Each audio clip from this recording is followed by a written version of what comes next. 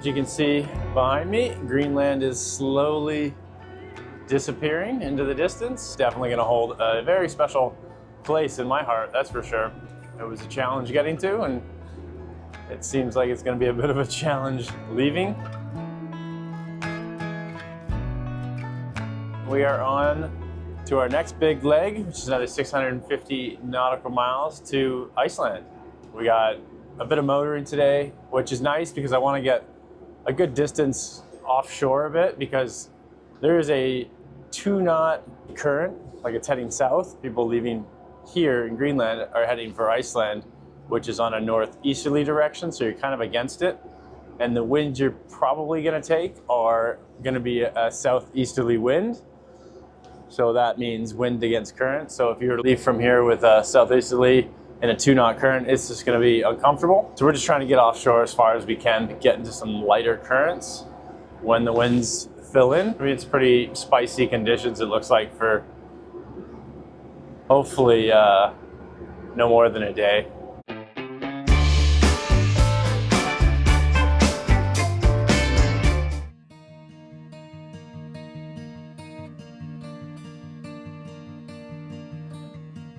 We're just passing what is quite possibly the largest iceberg we've come across during our time here, and hopefully the last one, because they're beautiful to see, but terrifying to know that they could be out there on the water at night on passage.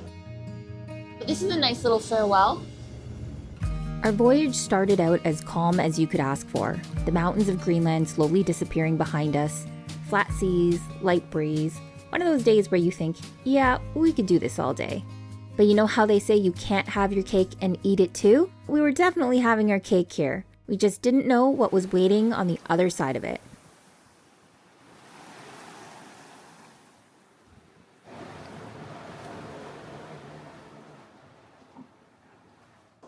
And we are sailing.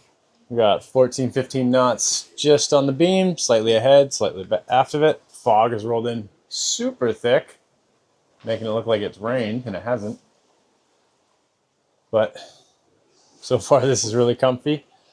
I would love it if it just stayed like this the whole trip, but I don't think it will. I was hoping we were out of it, but that's definitely an iceberg. Probably a fair size one too. It's 3 miles away, and then it just grabbed one here, but now it's gone. Oh, there it is. We get clear of the icebergs. I think it's like 80 miles offshore. I think that's when we get out of the current, and that's kind of where the icebergs stay. I'm hoping, because, yeah, it'd be nice to relax a little bit and not have to worry about big, huge, you know, Titanic sinkers out here. Yeah, take it as it comes.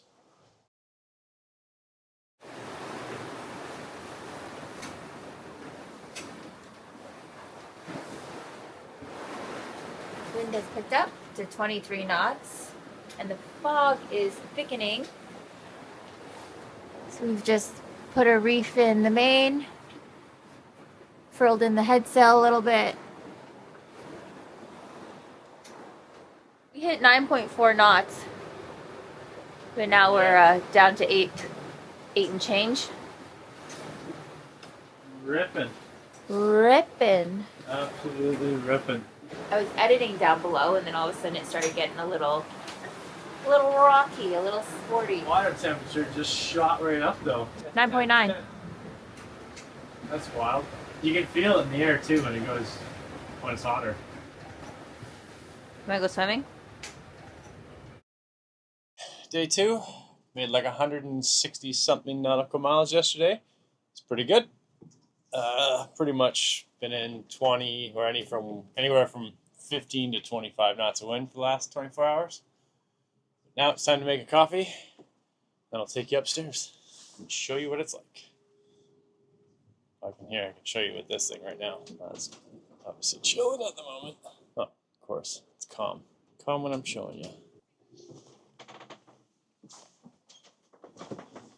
Wave to everybody. Whoa, what? 14 degrees inside. Pretty cold.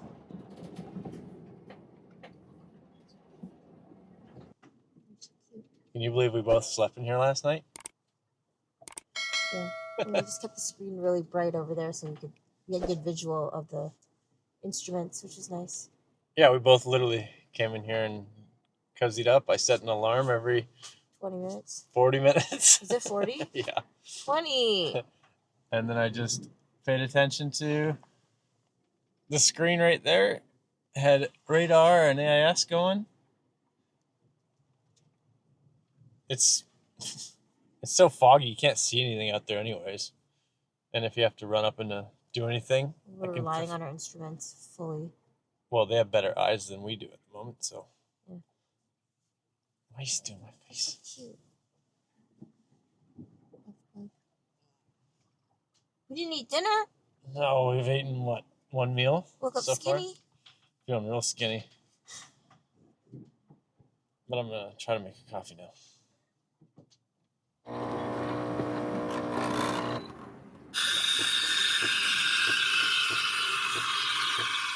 As you can tell, day 2, the sea had a little more texture to it. Seems calm, doesn't it? Nothing crazy, but just enough to remind us we're out here. We kept saying how grateful we were for this full enclosure that Travis had sewn, keeping the chill and the spray off of us.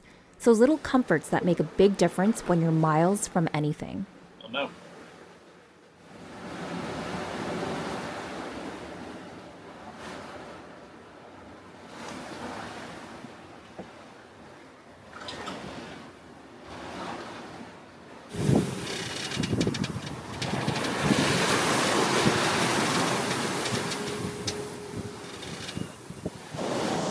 Well, things are starting to get a little spicy.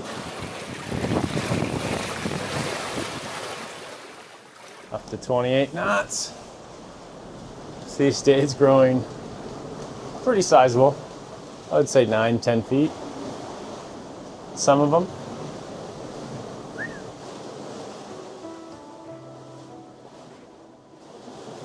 These were the kind of building conditions that we had expected. Steady climb before things usually even out.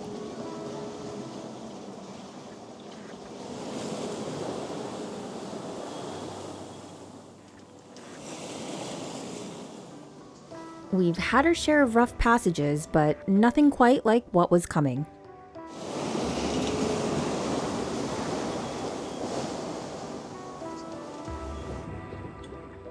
Well, here's our fun for the next couple days. We're here.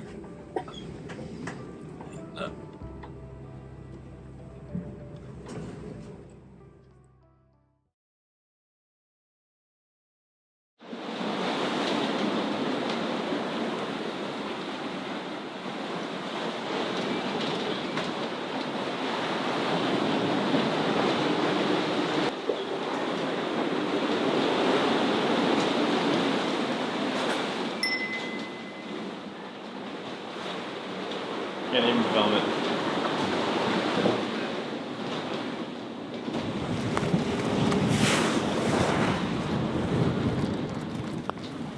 We could feel every single push. Every wave that hits the hulls sends this deep, full-body vibration throughout the boat. Each crash sounds the same and completely different all at once. Jibsea 2's a tank and we trust her completely, but that doesn't make it comfortable being shaken around like a can of beans on board.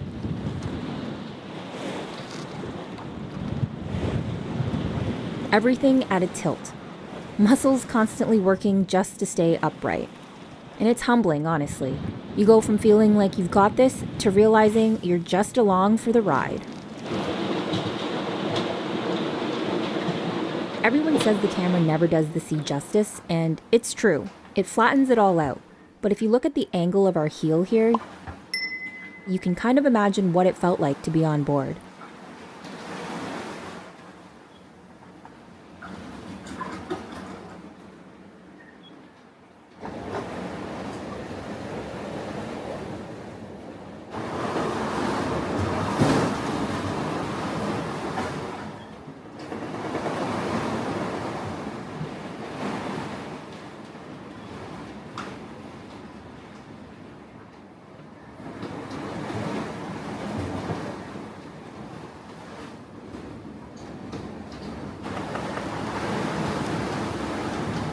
The seas kept building, as did the wind.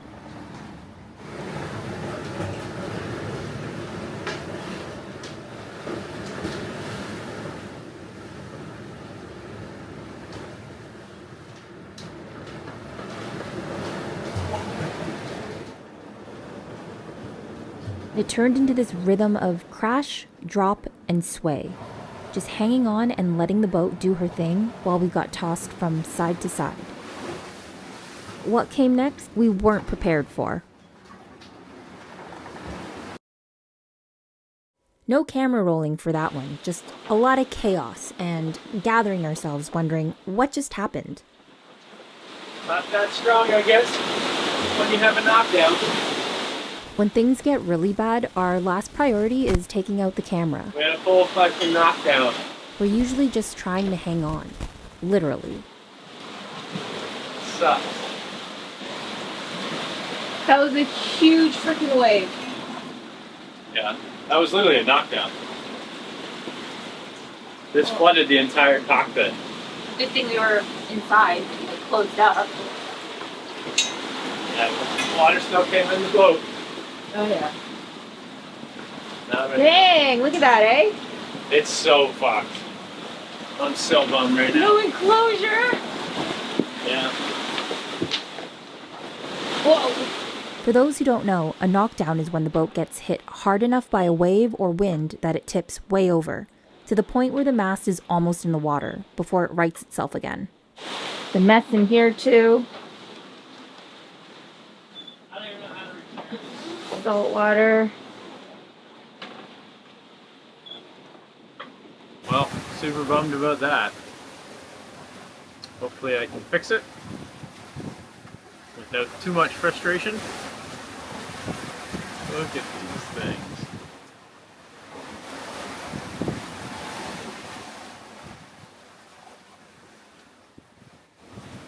Some of the waves reached 20 feet, and the forecast predicted them to be 7 seconds apart. So that means the waves were short and steep. These are steep.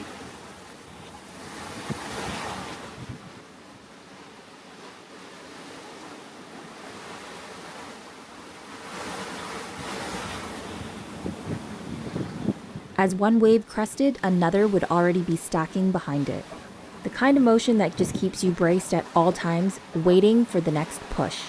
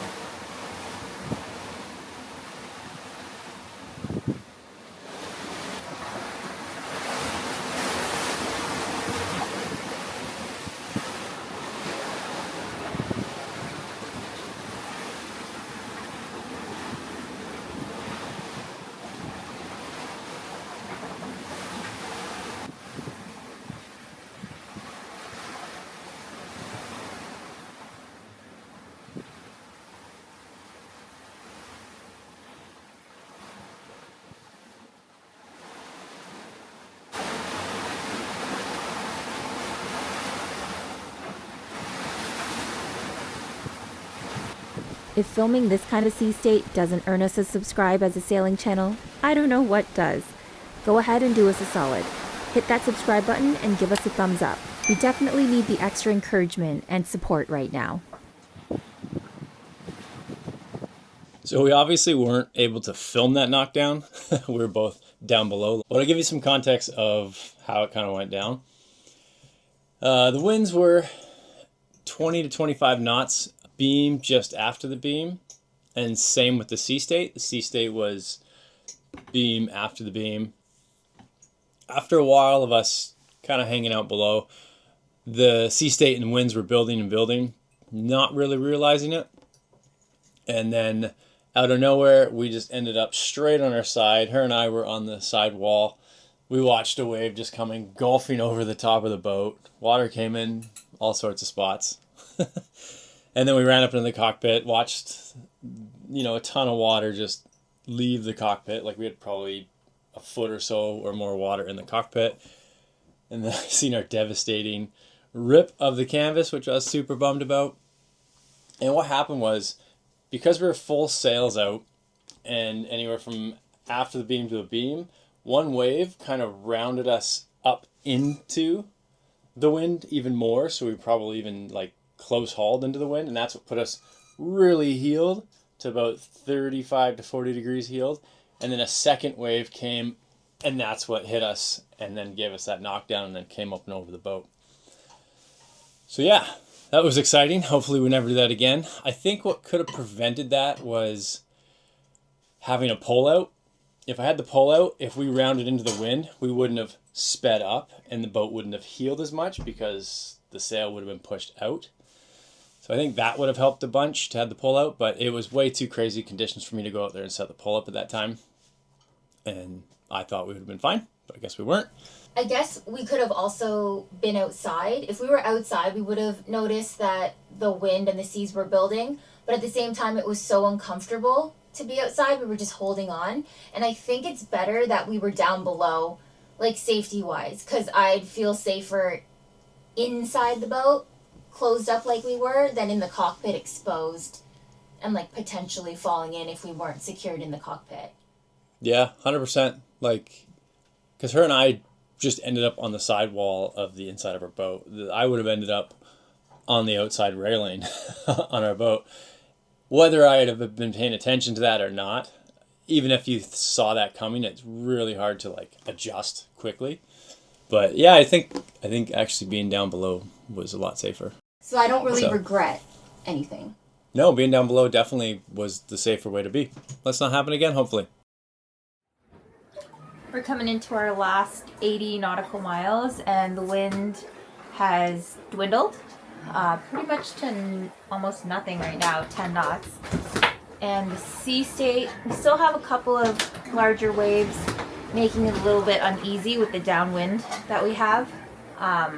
So we're rolling all over the place at the moment. We had the code 0 up for a little bit, but the wind has further decreased, so we're not holding steady anymore. So we're going to try going wing on wing, and then hopefully making the last 80 nautical miles or so as comfortable as we can be. We can even see other boats nearby now. We're going into there.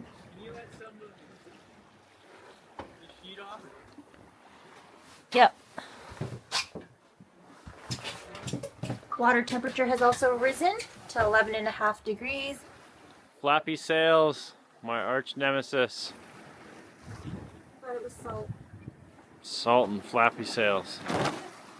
I don't know if that helped much because the wind is all over the place. Yeah, sea state's a little too chunky still. We may have to motor. 5 knots of apparent wind. It's warmed up though, eh? Oh yeah. 80 miles away? Almost there. Maybe the sun will make an appearance. I have a good feeling that tomorrow will just be sunny.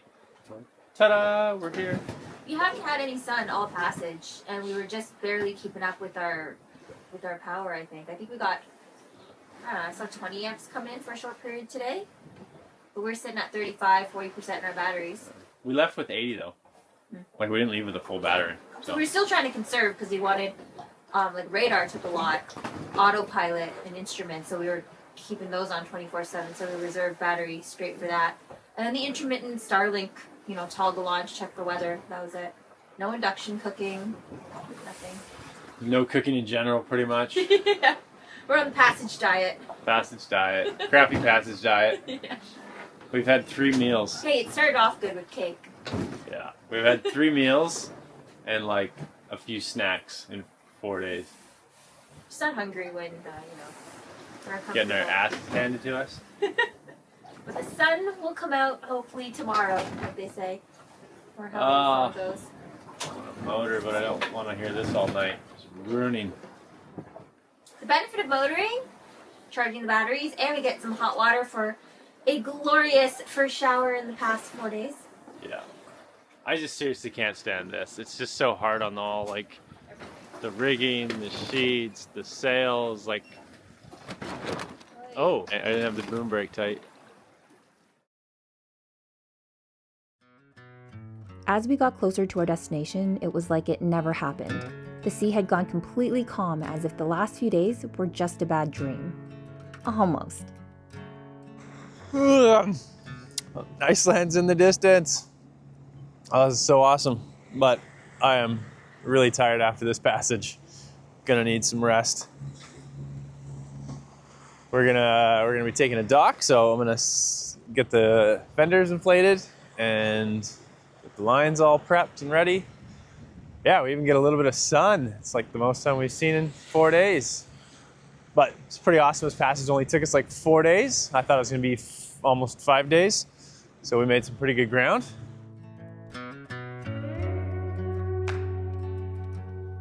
Calm water, no drama. Seeing land felt unreal after the last few days.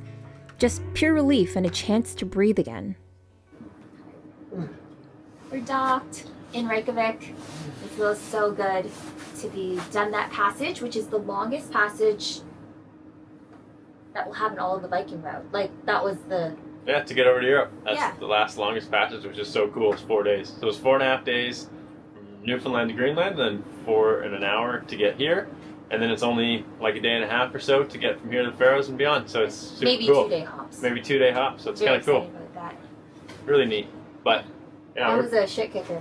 yeah, we didn't even film much. We were just so tired already from all the exploring in Greenland, and then just that weather window came up, so we just had to go and make that passage. And Stay as comfortable as we could. yeah, And I mean, that weather window, it wasn't the best no, weather window. it wasn't the best at all. But it was the weather window that most boats that we were cruising with in Greenland took to get out of Greenland to head east, because otherwise it would have been maybe a 2-week plus wait, like Yeah. who knows? And you're not even guaranteed after that. That's the thing about that. You just got to take the window that's given to you when you get to the specific time at that time. As we were moving east, there are less anchorages, less opportunities to fill up fuel and provisions.